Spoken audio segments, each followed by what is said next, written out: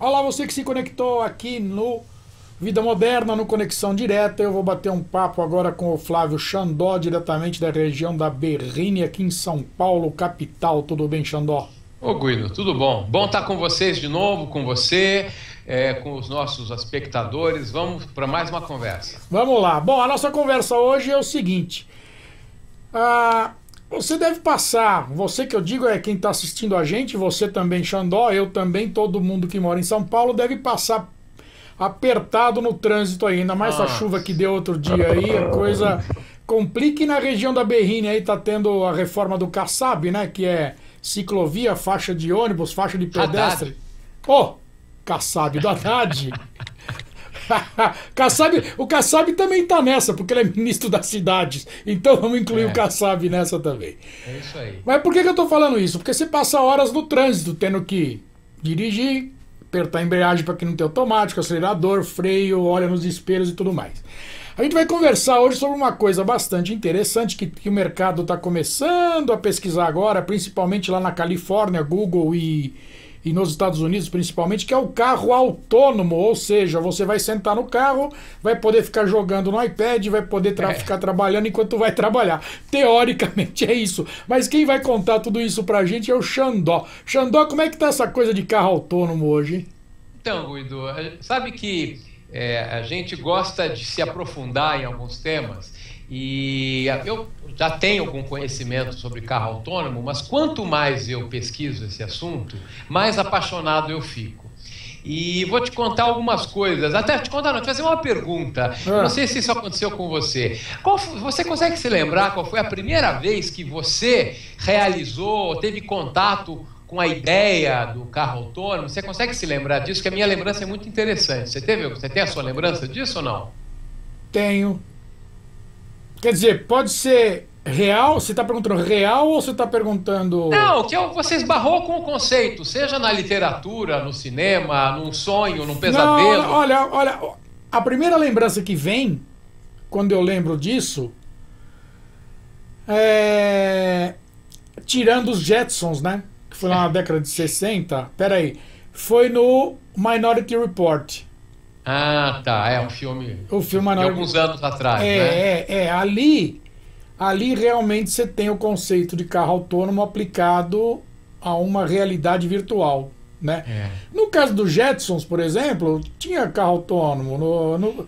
Olha, eu acho que o George Jetson tinha uma alavanquinha ali. Acho que ele tinha um joystick, não era autônomo não, né?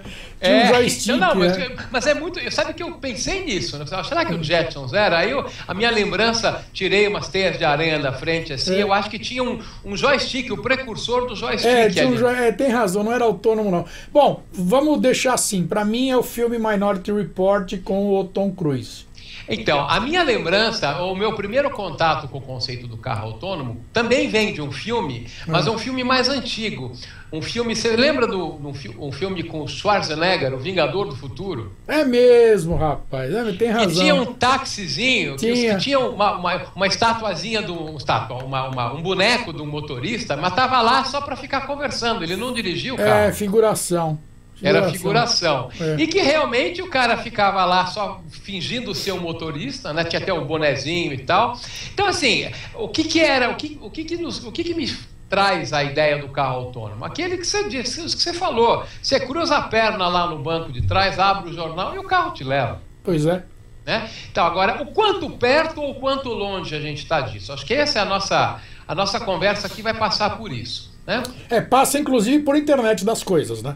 Ah, com certeza, com certeza. Isso, inclusive, acho que o fenômeno da internet das coisas virá acelerar esse processo. Ele já está bastante avançado, mas ele virá acelerar pela multiplicidade de pontos de processamento e sensores que esse tipo de tecnologia pode requerer. Exatamente. Tanto é que a Ericsson prevê para 2020 50 bilhões de dispositivos se conversando mundo afora, né? Loucura, loucura. Agora, eu fui pesquisar quando que de fato começou a ter algumas iniciativas nesse sentido, né?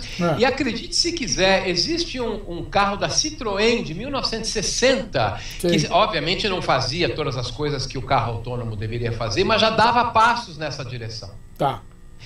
Depois, em 86, um projeto acadêmico da Carnegie Mellon University, um projeto chamado Navi Lab. Também eles fizeram algumas iniciativas nesse sentido.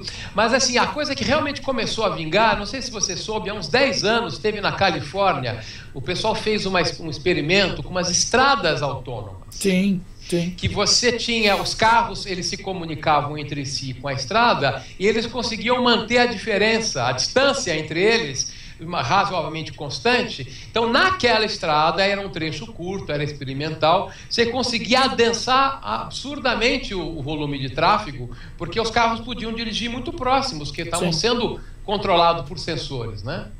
Sim. Bom, hoje você já tem uma prévia muito rudimentar disso. Você já tem sistemas de frenagem que atuam assim, né? Quer dizer, chegou a tantos metros do carro da frente, o freio aciona automaticamente, né? Olha, você adivinhou o próximo ponto que eu ia falar. Exatamente, é que já existe hoje em dia uma série de pequenas tecnologias, as quais até nós já conversamos, que vão nessa direção. Por exemplo, essa que você disse, eu vou lembrar de uma delas, essa que você disse, o tal do piloto automático adaptativo, que é aquele que você está no piloto automático, o carro da frente diminui, ele diminui, mas volta a acelerar sozinho. Isso. Não como aquele que você pisa no freio e desliga o piloto automático. Esse é o mais antigo, o mais moderno, ele é o tal do adaptativo. Isso. Existe uma outra tecnologia que a gente comentou também de raspão, que é aquela que mantém o carro dentro da faixa. Sim, isso já existe também, né? Isso já existe também, ou seja, é um sensor óptico, ele detecta a faixa no chão. Eu até experimentei isso no Fusion, dirigindo lá em Los Angeles, e se você começa a sair da faixa, ou ele vibra a direção, sim, ou no modo 2 do setup, ele corrige, posiciona você dentro. Bom, o estacionamento, o parking assiste, né? Vejam quantas pequenas coisas. Eu até costumo dizer, eu tinha um professor na faculdade dos meus primeiríssimos anos, que ele falava, não existe um grande problema. Como não? Tem problema que é gigante, não. Todo problema gigante, ele pode ser dividido em dezenas de problemas menores. Tem, faz sentido. Então, de uma certa forma, você construir um carro autônomo confiável, robusto, etc., você tem que resolver um monte de outros pequenos problemas. Exatamente, até chegar no pacotão de problemas solucionados que vai dar aquela tecnologia, né? Isso. Agora eu vou te fazer uma pergunta capciosa. Assim, quando a gente fala em carro autônomo, a primeira coisa que possivelmente vem à mente das pessoas, né? Qual é a primeira tecnologia necessária? Com certeza a gente está falando do GPS. Sim, sem dúvida. Agora, o GPS tem uma safadezazinha aí no GPS. O GPS não é novo, ele foi usado largamente na Guerra do Golfo, né, começo dos anos 90, lembra disso? Lembro. As bombas de precisão cirúrgica. Guiava os mísseis, Guiava os mísseis com erros de 5 a 15 centímetros, era o que eles falavam na época. Agora, a pergunta que eu te faço, esse GPS que está no seu iPhone, no seu Android ou no seu Garmin, TomTom, que está no console do teu carro, ele tem precisão de 5 centímetros? Imagina, de jeito nenhum. Então, o que acontece? É que, como é uma tecnologia militar, foi liberado para uso civil um GPS light. Tem. Tanto, vou te provar, você vai comprovar para mim que isso é verdade, porque a precisão desse GPS que nós usamos é 15 metros, 10, 15, tanto que invariavelmente eu estou dirigindo na pista local da Marginal Pinheiros, aqui indo em direção a Castelo Branco, e o GPS do meu carro ou do meu telefone acha que eu estou na pista expressa, mas eu estou na pista local. Sim, exatamente, isso é comum. Direto, né? Direto. Por exemplo, quando eu estou chegando em casa, antes de eu chegar em casa a uns 100 metros, tem uma farmácia 24 horas. Eu uso GPS para ir até na padaria se eu for de carro se estiver chovendo, né? Porque eu faço pontuação no Waze, né? Eu também. É uma gamificação. Gamificação, exatamente. Aliás, que nível que você está? Olha, faltam 120 pontos para eu virar o Waze Rei. Eu já sou rei. Estou na tua frente. Que bobagem. 2 marmanjos falam. Mas é legal isso. É legal. Eu já sou rei faz uns 5, 6 vezes. Eu estou chegando lá. Então, num celular, no iOS, ele é preciso. Eu chego em casa, ele fala, você chegou em casa. É. Né?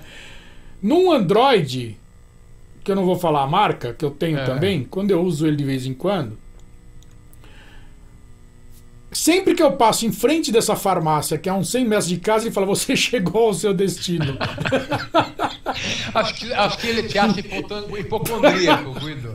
Cara, é 100 metros de imprecisão. Olha que loucura. Bom, paciência. Mas o que eu queria destacar com esse ponto é que você, com esse nível de precisão, você não pode fazer um carro autônomo. Imagina, de jeito nenhum. Né? Ou melhor, corrigindo, você até pode, mas não somente baseado no GPS. É aí que a gente que começa a ficar divertida a nossa conversa. Só antes da gente seguir, vou te contar uma coisa. A gente está falando de quando que teve carro autônomo e tal. Você falou do filme, né? A gente falou, vamos falar de alguns exemplos próximos daqui a pouco. Mas você vai, em 97, ou seja, vai fazer 18 anos esse ano, a NASA colocou em Marte aquele carrinho pequenininho, o Mars Pathfinder. Isso, Pathfinder. Foi a primeira sonda autodirigida, enfim, que pousou em Marte, né? Além daqueles satélites que caíam e ficavam lá. E o Pathfinder, ele já tinha recurso de direção autônoma por um motivo simples. O delay para você mandar comandos daqui para Marte e vice-versa é muito grande. É muito grande. Então, você está vendo ali um precipício a 5 metros, você dá o comando para ele. Já era, acabou. Né? Então, assim, claro que estamos falando num nível extremo, tecnologia aeroespacial, mas é aquilo que a gente já falou em outros programas. Começa aí e vem para cá, né?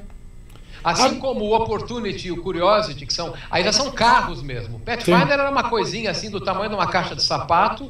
O Opportunity e o Curiosity é do tamanho de um carrinho pequeno, aí um Cherry QQ da vida. É um carro grande.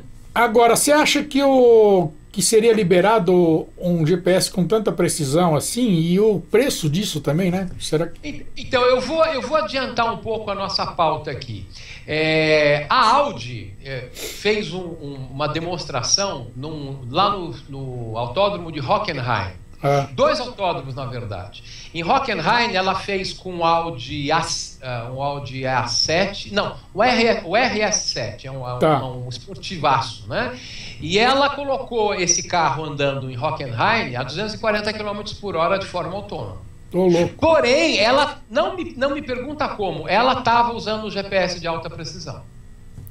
Eu não sei se foi motorização especial, eu sei que ela usou isso. E o mais legal, só aproveitando para contar, ela fez um desafio com alguns jornalistas, levaram para um autódromo na Espanha, um autódromo que não é usado aí no grande circuito de moto e Fórmula 1, Ascari. É um autódromo pequeno, de 4 quilômetros. E o objetivo era ver se o jornalista conseguia superar o tempo do carro autônomo no autódromo. Não conseguiu. Não, então, olha que coisa curiosa. Veja, você dirigir autonomamente é complicado. Agora, dirigir no limite é mais complicado. Muito mais. Muito mais, né? Agora, o que aconteceu? Eu tive a oportunidade de ler aí uma crônica de um jornalista, ele contou a experiência dele. E ele disse que nesse autódromo ele conseguiu fazer, acho que 2 minutos e 10, 2 minutos e 11 a tal da volta. Porém, na hora que... E ele andou uma vez sozinho com o carro dirigindo. Diz que ele dava arrepio na nuca, porque o carro vinha a 180 e freava em cima da curva, virava... Mas assim, freava forte, mas... Sabe aquela freada que não é excessiva? Era a medida certa. Que não arrasta pneu. Que não arrasta pneu. Então, essa é a vantagem. Aí, na hora que eles foram ver os tempos... que como a pista, no dia que eles fizeram, estava secando, a pista estava molhada, os engenheiros da Audi fizeram uma programação no carro mais conservadora. Então, por conta disso, ele ganhou por 4 segundos do carro. Sim. Mas não deixa de ser sensacional você ter promovido uma competição dessa e o carro ter chegado tão perto. Agora, não era controle remoto também, não. Era autônomo para valer mesmo, né? Não, autônomo para valer. Eu acho que eles tiveram que colocar sensores ao longo da pista também, porque o conceito de carro autônomo prevê que a estrada que ele vai andar tenha sensores, né, também. Essa é uma das formas, Guido. Era a maneira como foi feita a tal da experiência na estrada da Califórnia, lá em 2000 e pouco. né? Agora, vou te falar que hoje em dia não é só isso não, é o GPS básico e um monte de câmeras. Até vou te contar uma história, vou te contar uma coisa, teve a CS agora no começo do ano, né? A própria Audi, coincidente, a própria Audi pegou um carro de passeio, um A7, que é um carrão, mas é um carro de passeio, não é um protótipo esportivo. Pegou um A7, botou 5 jornalistas dentro, esse carro foi dirigindo de Los Angeles até Las Vegas autonomamente. Ô, louco, hein? Você concorda que nesse percurso não teria dado para ter colocado sensor? Não, imagina, não. Né? Então, aí entra o que está por trás disso, né? E até juntando com o assunto da CS.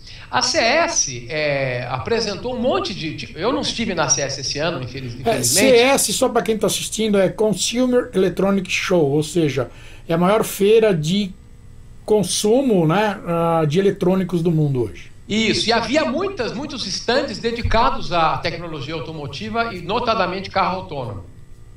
E uma das empresas, que eu vou te falar o nome no ato, você vai lembrar, que você conhece de velho, que está bastante envolvida com isso, acredite, a NVIDIA. A NVIDIA, placas de vídeo, na verdade. Placas de vídeo, processamento, usando placas de vídeo para processamento vetorial, processamento paralelo, né? Faz sentido, né? Oi? Faz sentido. Então, faz sentido por quê? Porque já houve gerações de carros autônomos de mais diversos sabores. Por exemplo, a primeira vez que eu vi, que eu pus a mão, eu toquei assim num carro autônomo, foi num evento da Intel em 2007, no IDF, que foi lá em São Francisco. Que a Intel estava tocando esse projeto, obviamente um protótipo, uma experiência, entrou dirigindo sozinho no palco lá do Moscone Center de São Francisco, um Hummer, sabe aquele carrão? O Hummer, sei. Hummer. Então, um Hummer, mas que assim, que você quase não percebia que era um Hummer, que tinha equipamento em tudo que era lá. Sim. Você quase não via o carro, era antena, era bateria, era computador, era sensor, era câmera, era assim. E o Hummer já é um carro grande, enorme, ele, né? Então, aí, 2 parênteses. Primeiro, tem coisas que se fala, imagina, isso nunca vai vingar, né? Bom, lembra do teu primeiro celular e o smartphone de hoje. Sim. É tudo uma questão de tempo, né? Exatamente. Uma questão de tempo. Então, mas por que eu estou falando isso? Porque no caso do experimento da Intel, ela usava muitos sensores, muito. Agora, por que a NVIDIA entrou na parada?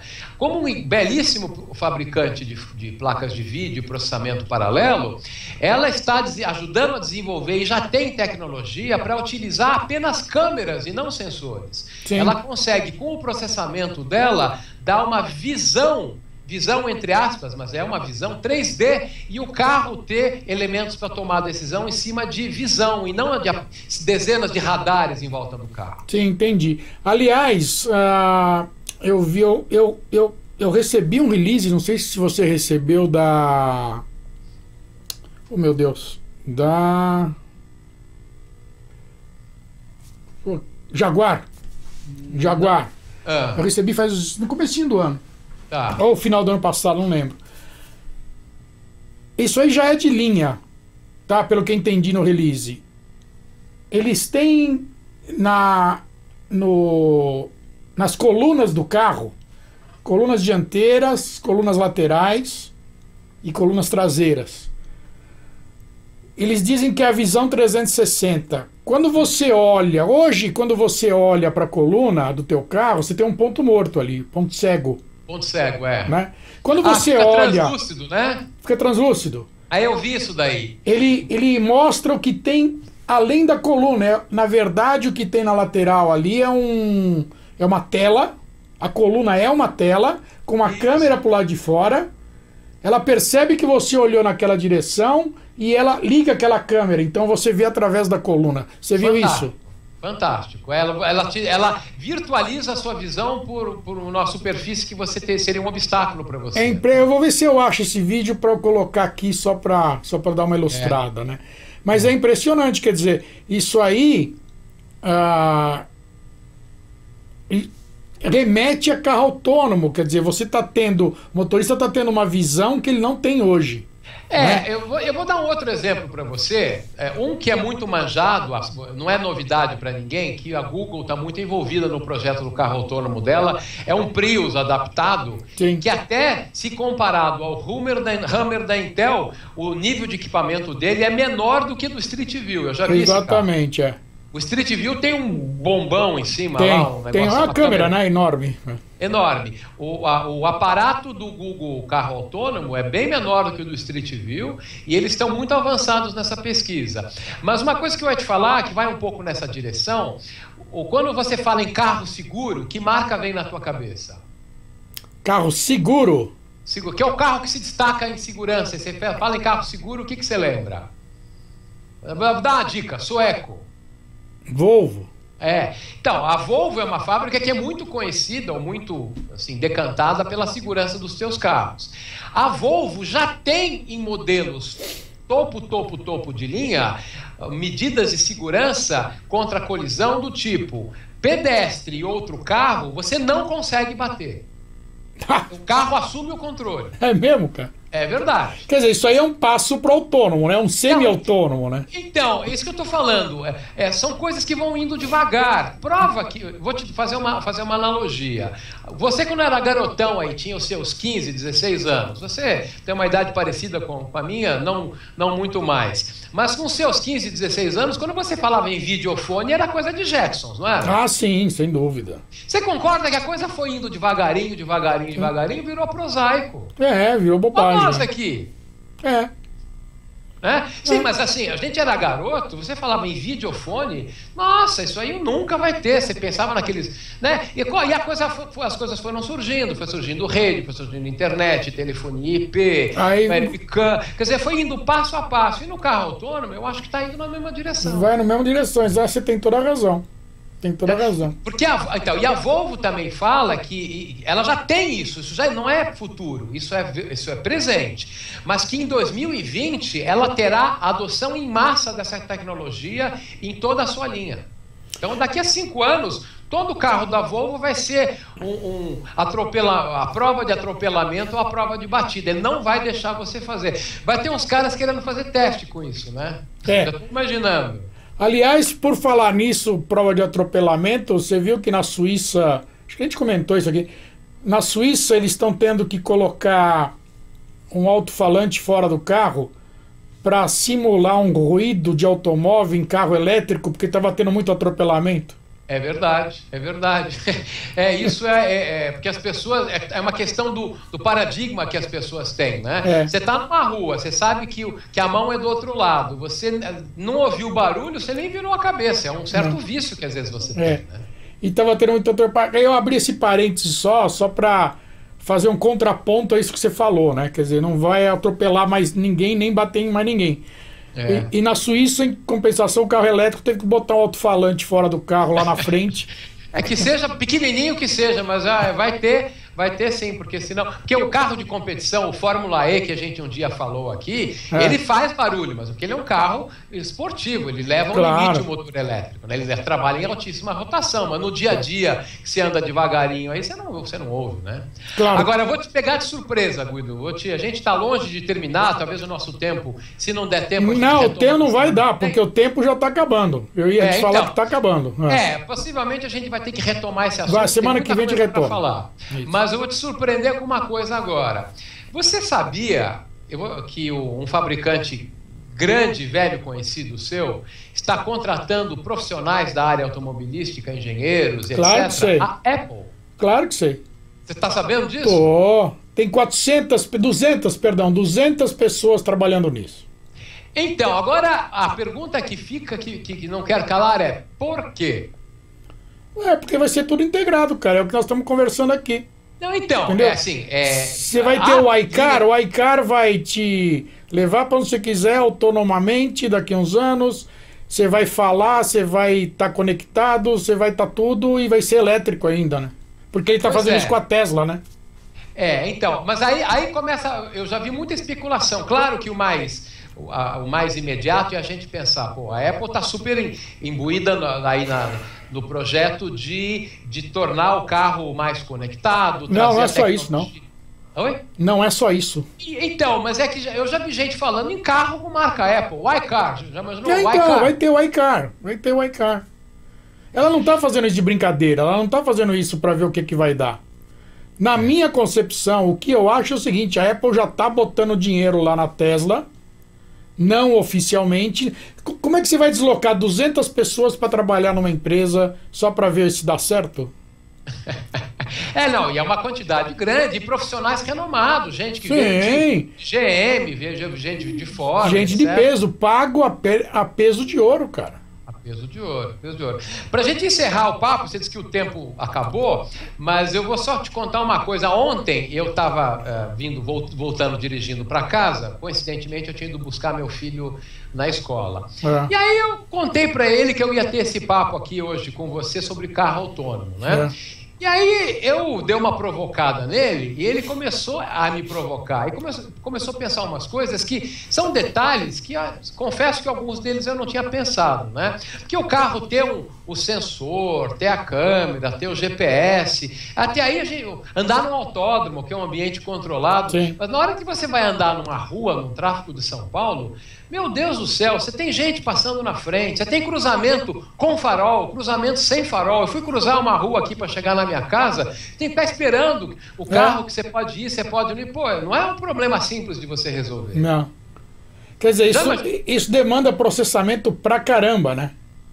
Pra caramba, pra caramba. Ah, outra coisa, reconhecimento do farol. Tá bom, vai ter que ter uma câmera que vai ter que identificar que tem um farol ali e que o farol tá vermelho, tá verde, eu espero só que não seja daltônico. Isso é o de menos. Você já pôs gasolina, você tem o sem parar? Eu tenho, mas não usei ainda. Eu já usei muitas vezes. Ah, é? Sabe como é que ele te libera? Ele lê tua placa. Ah, que interessante. Tem uma câmera que lê a sua placa. Pois é. A placa do seu carro. Tanto é que da primeira vez que eu fui, a minha placa estava um pouco para dentro e não queria pegar. Aí o frentista falou assim, peraí, deixa eu fazer uma coisa. Puxou a placa, deixou ela reta, e leu na hora. E liberou. Que beleza. Não tinha nenhum gato na tua placa não, né, Guido? Não tinha não. Não tinha fita crepe. Não tinha fita isolante, não. Não tinha não. Eu esperaria isso de você, né? Então, cara, aí... Mas isso pra mim eu não vejo problema, não. Ver se o farol tá vermelho, verde ou amarelo. O farol vermelho, verde eu acho que é menos. Mas assim, você tá ali chegando num cruzamento, quem me garante que não vai passar um cachorro de repente na frente? Tudo bem que tem esse sistema da Volvo aí, de repente ajudasse, mas e o carro que tá vindo lá a 50 metros, se ele tá vindo a 10 por hora, você pode passar. Se ele tá vindo a 80 por hora, você não pode passar. Não, e se tá vindo um carro que não é autônomo. Que não se conecta. Então, isso é uma coisa legal de você ter falado. Que não se conecta, por exemplo. No projeto do carro autônomo tem aí a interconexão entre os carros. Eles negociariam entre si. Né? Pois é. Mas se não é? Se não é moto, por exemplo. Moto autônoma não vai ter. Moto? Moto, acho difícil. Acho difícil. Olha, nunca diga nunca, viu? Pois é. Aí o Dani me lembrou uma coisa, imagina aqui em São Paulo com os faróis embandeirados, o vai, o nó que vai dar pro sistema. Vai dar tilt vamos ver, semana que vem vamos conversar sobre possíveis tilts, né, no carro autônomo. Não, eu tenho aqui já um monte de tópicos que eu preparei pra gente falar. Bom. Dentre eles, as dificuldades, os problemas. Tem problema legal. Só vou citar aqui para deixar de aperitivo para semana que vem. O carro autônomo causa um acidente. De quem é a culpa? Pois é. Pô, vamos voltar nisso na semana que vem. Pra companhia de seguro vai ser um horror isso, hein, cara? Bom gancho. Semana que vem a gente fala disso. É isso aí. Boa semana para vocês. Bom, vai ter mais programas aí acho que vai acompanhar a turma aí, o Sartori, Giba, Pia. Acompanha aí que vai ser legal. Maravilha. Bom programa para vocês. Você Vou ficar também aqui assistindo se puder. Obrigado por mais essa semana aqui. Um abraço. Um abraço. Tchau, tchau. Tchau. E você que está conectado aqui, continue aqui. Passa lá no site, vidamoderna.com.br, passa no YouTube, inscreva-se no canal, youtube.com/canal Vida Moderna, passa no Facebook, curta a página, facebook.com/canal Vida Moderna, e o Twitter, é o twitter.com/canal Vmoderna ou simplesmente @canal Vmoderna. Tchau!